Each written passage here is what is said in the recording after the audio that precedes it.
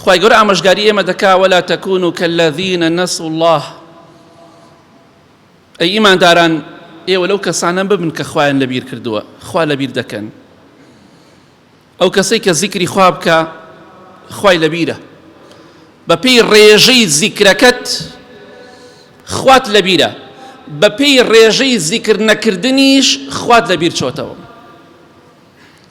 بزان لە شەو ڕۆژێکا چەند سەعات کە بە خەبەری زیکری خوا دەکەی؟ لە 10 سەعاتە نیو سەعاتی زیکری خوات کردووە؟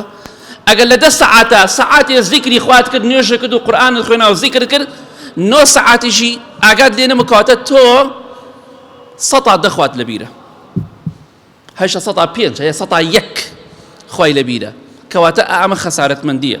لە حەدیثێکی صحیحی بوخاری مسلم داهاتووە پێغەمبەری خوا دەفەرمێ صلی الله عليه وسلم، خوای گەورە دەفەرمێ وأنا معه إذا ذكرني، هەر کاتێک عەبدەکەم ذیکری منی کرد و منی لەبیر بوو، ئەوە من لەگەڵی دام، بە عیلمی خۆم، بە بیستن و بە بینینی خۆم لەگەڵی دام، مادەم یادی من دەکات.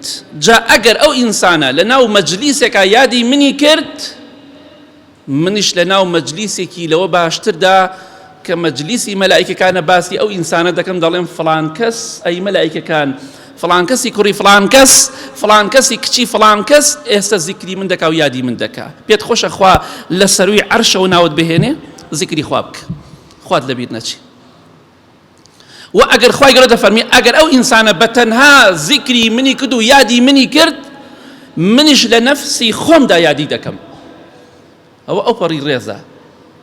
بۆیە ئەگەر خوات لەبیر بوو، خوا تۆی لەبیرە. ئەی ئەگەر تۆ یادی خوا نەکەی، خوای گەورە نە لاو مەلایکە باسی تۆ دەکا، نە لە نەفسی خۆیشیدا باسی تۆ دەکات. ئەمە دۆڕاویە. کەواتە خواتان لەبیر نەچێت، زیکری خوا زۆر بکەن.